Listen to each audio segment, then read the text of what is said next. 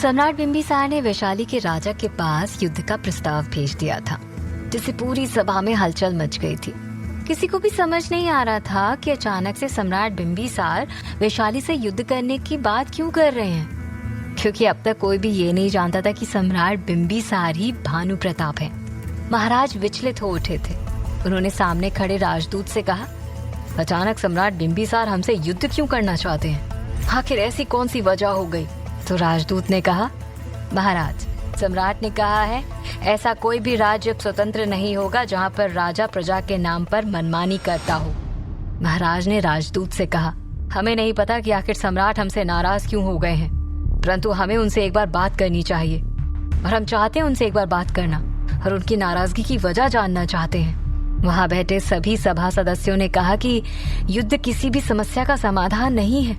महाराज और सम्राट को मिलकर बात करके इस समस्या का समाधान ढूंढना चाहिए। लेकिन राजदूत ने क्षमा मांगते हुए कहा, महाराज, सम्राट ने मिलने और बात करने से मना कर दिया है। उन्होंने साफ साफ कहा है कि अब वैशाली विजय के पश्चात ही वो आपसे बात करेंगे। इसलिए आपका क्या निर्णय है, आप हमें बता दीजिए। आप शांति से सिंहासन छोड़कर सम्राट को सौंपना चाहते हैं या फिर युद्ध के लिए तैयार हैं? महाराज के चेहरे का रंग पूरी तरह से उड़ चुका था। वहां बैठे सभी सभा सदस्य आपस में बातें करने लगे। आखिर सम्राट बिंबिसार महाराज से बात क्यों नहीं करना चाहते? अब क्या निर्णय लेंगे महाराज? क्या वैशाली की स्वतंत्रता समाप्त हो जाएगी? जहां महाराज के सामने एक बहुत बड़ी समस्या खड़ी हो चुकी थी, तो वहीं दूसरी तरफ सामंत विजयदेव आम्रपाली के महल पहुंच चुके थे। उनके साथ आए सैनिक उन्हें लेकर आम्रपाली के कक्ष की तरफ बढ़ रहे थे। तभी सुरसा आम्रपाली के कक्ष से बाहर निकली। सामने से आते हुए सामंत विजयदेव को देखकर वो वहीं रुक गई और सिर झुकाकर उनका अभिवादन किया। सामंत विजयदेव को हमारा प्रणाम हो। विजयदेव ने सुरसा से कहा, क्या आम्रपाली हमसे मिलने के लिए तैयार है? उनके सवाल पर सुरसा के चेहरे का रंग एक पल के लिए फीका पड़ गया था, लेकिन फिर उसने चेहरे पर मुस्कान लाते हुए विनम्र स्वर में कहा, जी सामंत, वो आपकी ही प्रतीक्षा कर रही हैं। सुरसा का जवाब सुनकर विजयदेव उत्सुक होते हुए आम्रपाली के कक्ष का द्वार खोलकर अंदर चले गए। उनके अंदर जाते ही सुरसा ने कक्ष का द्वार बंद कर दिया, लेकिन उसे डर था कि कहीं आम्रपाली कुछ गड़बड़ ना कर दे, इसलिए वो वहीं बाहर बने चबूतरे पर जाकर बैठ गई। इधर विजयदेव ने देखा कि सामने आम्रपाली बैठी हुई थी। वो किसी मूर्ति की तरह प्रतीत हो रही थी। उसका श्रृंगार देखकर कोई भी बता सकता था कि उसके बिना मन से उसका श्रृंगार किया गया है, लेकिन फिर भी विजयदेव को ये सब दिखाई नहीं पड़ रहा था। वो उसे देखकर और भी ज्यादा उत्तेजित हो गया। आम्रपाली की खूबसूरती देखकर वो खुश होने लगा और कहता है, अद्भुत आम्रपाली, आप अत्यंत सुंदर हैं। आपको देखने मात्र से ही हमारा हृदय खुश हो गया। उसकी इस बात का आम्रपाली ने कोई भी उत्तर नहीं दिया। वो ज्यों की त्यों बैठी रही। उसे ऐसा देखकर एक पल के लिए विजयदेव को थोड़ा अजीब लगा। फिर वो उसके करीब गया और कहता है, आम्रपाली, हम सामंत विजयदेव, जिससे मिलने के लिए आप प्रतीक्षा कर रही थी, क्या आप हमारा स्वागत नहीं करेंगी? इस बात पर भी आम्रपाली ने कोई प्रतिक्रिया नहीं दी। वह पलक नीचे की तरफ देखती रही। आम्रपाली का यह स्वभाव विजयदेव को पसंद नहीं आया, लेकिन फिर भी उसने अपने क्रोध पर नियंत्रण किया और आम्रपाली के कंधे पर हाथ रखने लगा। लेकिन जैसे ही उसने आम्रपाली के कंधों को छुआ, अचानक आम्रपाली घबरा उठी, जैसे अंधेरे में उसे कोई भूत दिख गया हो। उसने डरकर विजयदेव का हाथ झटक दिया और तुरंत पीछे की तरफ हट गई। उसने घबराए हुए स्वर में कहा, दूर रहिए हमसे, दूर रहिए।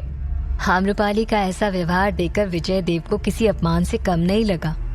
वो दांत पीसते हुए कहता है, हम इतने सारे उपहार देकर यहाँ आए हैं और यहाँ हमारा स्वागत करने की बजाय आप हमसे दूर भाग रही हैं और हमें दूर भगा रही हैं। हमारा अपमान कर रही हैं आप।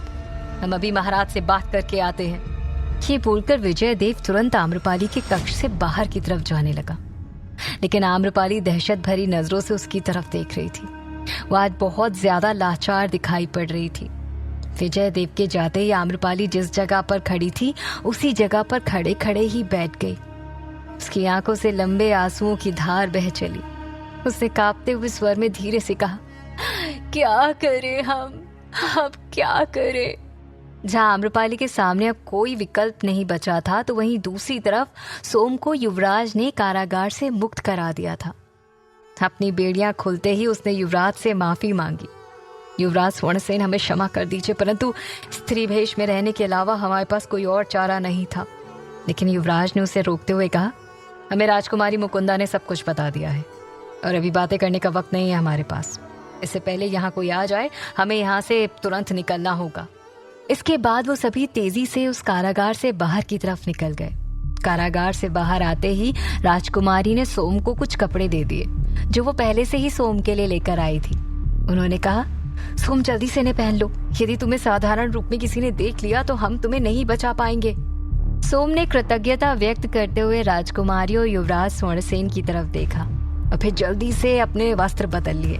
वो एक साधारण पुरुष की तरह लग रहा था, लेकिन पैर में गहरी चोट की वजह से उसे चलने में तकलीफ हो रही थी।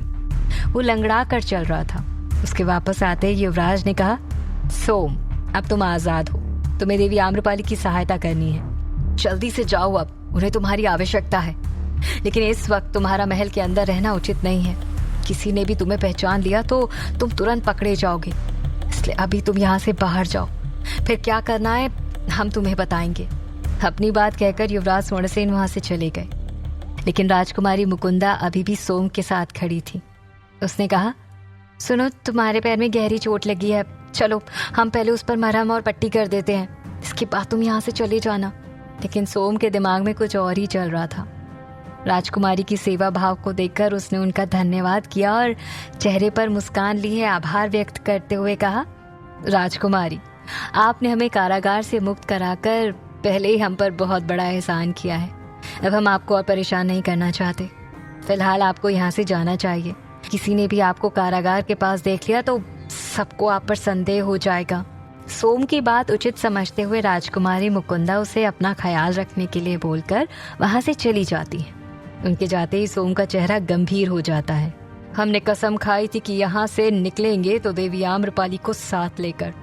हमें क्षमा करना युवराज, लेकिन जब तक देवी आम्रपाली ठीक नहीं हो जाती हम यहाँ से कहीं नहीं जा सकते। वो वहां से सीधे निकलकर आम्रपाली के महल की तरफ बढ़ गया। चोरी चुपके नील सरोवर के पास से गुजरकर आम्रपाली के परिसर में वो प्रवेश कर गया। जहां सोम आम्रपाली से मिलने के लिए जा रहा था तो वहीं विजयदेव आम्रपाली के कक्ष का दरवाजा खोल क्रोधित होकर बाहर निकला। दरवाजे से कुछ कदम दूरी पर बैठी सुरसा ने जब उसे इतने क्रोध में देखा तो वो तुरंत हैरान होकर अपनी जगह पर खड़ी हो गई और तेजी से चलते हुए विजयदेव के पास आकर कहती है, क्या हुआ सामंत, आप इतने ज्यादा क्रोधित क्यों हैं? तो विजयदेव ने कहा, आप लोगों ने हमारे साथ छल किया है। हमने आम्रपाली से मिलने के लिए इतने सारे उपहार दिए, लेकिन हमें क्या मिला? आम्रपाली हमें अपने आप से दूर जाने के लिए कह रही हैं। वो हमारा अपमान कर रही हैं। ये हम बर्दाश्त नहीं कर सकते। तभी विजयदेव को समझाते हुए सुरसा ने कहा, रुकिए सामंत, हम देवी से बात करके आते हैं। अवश्य उन्हें कोई भ्रम हुआ होगा, बस आप हमें कुछ वक्त दीजिए, हम अभी उनसे बात करके आए। सामंत विजयदेव ने सुरसा को आम्रपाली के पास जाने दिया और खुद उसके कक्ष के बाहर खड़े रहे। सुरसा सीधे कक्ष में आई तो उसने देखा आम्रपाली जमीन पर बैठी हुई थी। उसका पूरा लहंगा चारों तरफ फैला हुआ था और आम्रपाली किसी मुरझाए हुए फूल की तरह दिख रही थी। उसे देखकर सुरसा ने तुरंत कहा, ये क्या तमाशा लगा रखा है आपने? चुपचाप जो आपका काम है वो कीजिए, अन्यथा भूलिए मत कि सरना अभी हमारे पास ही है। सरना का नाम सुनते ही आम्रपाली ने सुरसा की तरफ देखा और अपने दोनों हाथ जोड़ते हुए कहा, क्यों कर रही हो तुम हमारे साथ ऐसा? क्यों नहीं छोड़ देती हमें? आम्रपाली को विनती करते हुए देखकर सुरसा को उस पर बिल्कुल भी दया नहीं आई, बल्कि उसने कहा, छोड़ देंगे, लेकिन विजयदेव से भेंट के बाद। कुछ ही देर में सामंत विजयदेव आपके पास वापस आने वाले हैं। यदि आप वो निराश होकर यहाँ से बाहर गए तो याद रखिएगा, हम खुद सरना का कटा हुआ सिर लेकर आपके पास आएंगे। तो बताइए, क्या तय किया आपने? सरना का सिर देखना चाहती हैं या फिर सामंत देव के साथ भेंट? सुरसा की धमकी सुनकर आम्रपाली दुविधा में पड़ गई। जहां एक तरफ सरना उसकी प्रिय मित्र और उसकी जिंदगी का एक अहम हिस्सा थी, तो वहीं दूसरी तरफ उसका अस्तित्व था जो कि अब खतरे में पड़ चुका था। वो बहुत शांत सी नजर आ रही थी। उसकी खामोशी देखकर सुरसा मुस्कुरा उठी और कहती है, हमें आपसे यही उम्मीद थी। ऐसा कहकर वो वहां से सीधे बाहर निकल गई। इसी दौरान मगध में ये खबर फैल गई कि सम्राट बिंबिसार वैशाली पर आक्रमण करने वाले हैं। रानी कौशला देवी को जब इस बारे में पता चला तो वो स्तब्ध हो गई। न सिर्फ रानी कौशला देवी बल्कि रानी चेलना भी चिंतित नजर आ रही थी। वो तुरंत रानी कौशला देवी के पास भागते हुए आई। उस वक्त रानी कौशला देवी खुद बहुत परेशान थी। रानी चेलना उनके कक्ष में आते के साथ ही कहती हैं, रानी कौशला देवी, सुना आपने? सम्राट वैशाली पर आक्रमण करने वाले हैं। हम जानते हैं, रूखेपन से कौशला देवी ने कहा। तो क्या आप हाथ पर हाथ रखकर देखती रहेंगी? हम दोनों ही जानते हैं कि सम्राट ये सब क्यों कर रहे हैं। अगर उन्होंने वैशाली पर विजय प्राप्त कर लिया तो इसका मतलब समझती है ना आप? तो रानी चेलना अंदर ही अंदर काफी विचलित हो जाती है, जो उनके शब्दों से साफ तौर पर व्यक्त हो रहा था। रानी कौशला देवी उस वक्त अपने कक्ष में रखे बड़े से आसन पर बैठी हुई थी और लगातार खिड़की से बाहर की तरफ देख रही थी। रानी चेलना की बातें सुनने के बाद उन्होंने सोच समझकर रानी कौशला देवी से कहा, हम जानते हैं सम्राट यह युद्ध उस वैश्या आम्रपाली के लिए कर रहे हैं, ताकि वैशाली विजय करने के पश्चात वैशाली भी उनकी हो जाएगी और आम्रपाली भी। वैशाली पर अधिकार करने के बाद वो उसे लेकर मगध आएंगे। तो हमें कुछ करना होगा रानी, हमें सम्राट को समझाना होगा। रानी चेलना समस्या का उपाय ढूंढने के लिए कहती हैं। तभी रानी कौशला देवी अपनी जगह पर खड़ी होती हैं और दृढ़ता भरे शब्द से कहती हैं, सम्राट की आंखों के सामने पर्दा पड़ चुका है, वो हमारी बातें नहीं सुनेंगे। अब सिर्फ एक ही उपाय हमें बचा सकता है। ये सुनकर रानी चेलना तुरंत उत्सुक होकर कहती हैं, कैसा उपाय? रानी कौशला देवी विश्वास के साथ कहती हैं, निश्चिंत रहिए रानी चेलना, आम्रपाली मगध कभी आएगी ही नहीं।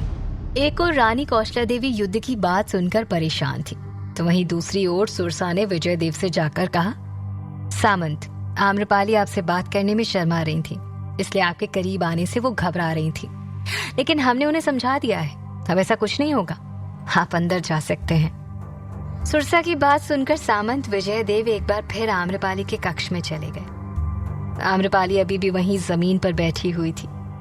चारों तरफ से बिखरे हुए लहंगे के बीच वो काफी सुंदर लग रही थी, मानो मोर अपने पंख फैलाकर बैठा हो। आम्रपाली ने अपना चेहरा झुका लिया था, उसकी नजरें नीचे थी। सामंत विजय देव उसके पास आए और वासना भरे शब्दों से कहते हैं, हमसे शर्माने की क्या आवश्यकता थी आम्रपाली, हमें अपना मित्र समझिए। लेकिन इस बार आम्रपाली से जवाब न मिलने पर विजय देव पर कोई फर्क नहीं पड़ा। वो आम्रपाली के और करीब गया और उसके बगल में बैठते हुए कहता है, आप जैसी स्त्री से भेंट करके आज हमारा जीवन धन्य हो गया। हम बहुत सुंदर युवतियों से मिल चुके हैं, लेकिन आप जैसी कोई नहीं। आम्रपाली उसकी तरफ बिल्कुल नहीं देख रही थी। इस बार विजय देव आम्रपाली के और करीब आ गया। उसका चेहरा बिल्कुल आम्रपाली के चेहरे के करीब था। आम्रपाली ने तुरंत अपने हाथों की मुट्ठी बांध ली और अपना चेहरा दूसरी तरफ फेर लिया और अपने मन में कहती है, भले ही आज हमें अपना जीवन दांव पर लगाना पड़े, लेकिन सरना को हम कुछ नहीं होने देंगे। उसके लिए हम कुछ भी करने को तैयार हैं। विजय देव को लगा कि आम्रपाली शर्मा रही है, इसलिए वो मुस्कुरा उठा। अगले ही पल उसने आम्रपाली की चूनर को पकड़ लिया, जिससे आम्रपाली सहम उठी। उसने अपनी आंखें कसकर बंद कर ली, लेकिन इससे पहले उसकी चूनर उसके कंधे से खिसककर दूर जा पाती, उसे विजय देव की करहानी की आवाज सुनाई पड़ी। उसने तुरंत चौंकते हुए उसकी तरफ देखा तो सामने सोम खड़ा था। सोम को देखकर एक पल के लिए उसे खुशी तो हुई, लेकिन अगले ही पल उसकी खुशी डर में फिर से समा गई। विजय देव बेहोश होकर नीचे गिरा हुआ था। सोम ने उसके सिर पर जोरदार प्रहार किया था। विजय देव के जमीन पर गिरने की वजह से उसकी आवाज आम्रपाली के कक्ष के बाहर तक गई, जिसे सुरसा ने सुन लिया। इससे पहले आम्रपाली सोम से कुछ कह पाती या बोल पाती, सुरसा तुरंत कक्ष के अंदर आ गई। सोम को वो वहां देखकर भड़क उठी। उसने तुरंत उस खिड़की की तरफ देखा जहां से सोम कक्ष के अंदर आया था। वो अपनी तलवार निकालते हुए सोम के पास आई और कहती है, आज तो तुम जीवित बचकर यहाँ से नहीं जाने वाले। आज एक साथ 2 मौतें होंगी, वो भी मेरे हाथों। ये बोलकर वो सोम के ऊपर लपक पड़ी। सोम भी उसकी तरफ बढ़ते हुए कहता है, मैं भी यही चाहता हूँ, ताकि तुम्हें सबक सिखा सकूं। आओ लड़ो मुझसे। उस दिन तो तुम बच गई थी, लेकिन आज नहीं। आम्रपाली ये सब देखे घबरा गई थी। वो सोम की तरफ घबराई हुई नजरों से देख रही थी, क्योंकि सरना के साथ जो भी कुछ सुरसा ने किया था वो सोम के साथ होते हुए नहीं देखना चाहती थी। लेकिन कुछ ही देर में सोम ने सुरसा को भी हरा दिया और उसके सिर पर वार करके उसे भी बेहोश कर दिया। ये देखकर आम्रपाली बहुत खुश हुई। उसने तुरंत सोम से कहा, सोम, हमें सरना के पास चलना चाहिए। हमें उसकी चिंता हो रही है। सुरसा ने उसे बेहोश कर दिया था। इसके बाद सोम आम्रपाली को लेकर उसके कक्ष से बाहर निकल गया। जहाँ एक तरफ सोम आम्रपाली को बचाने में सफल हो गया था, तो वहीं दूसरी ओर सम्राट बिंबिसार तेजी से युद्ध की तैयारियां शुरू कर रहे थे। वैशाली से जुड़े हुए वो सभी राज्य जो मगध साम्राज्य के अंतर्गत आते थे, वो सभी सम्राट के सहयोग के लिए अपने अपने सैनिकों की टुकड़ी लेकर निकल चुके थे। हजारों की संख्या में वो सैनिक अपने घोड़े दौड़ाते हुए वैशाली की सीमा की तरफ बढ़ गए। तेज दौड़ते हुए घोड़ों की आवाज के साथ साथ जमीन से उठ रही धूल का बवंडर इस बात का प्रमाण था कि आज इस युद्ध को कोई नहीं रोक सकता और युद्ध होकर ही रहेगा। क्या महाराज इस युद्ध को रोकने में सफल हो पाएंगे? क्या होगा जब वैशाली के राजा को पता चलेगा कि सम्राट बिंबिसार ही भानु प्रताप हैं? जानने के लिए सुनते रहिए।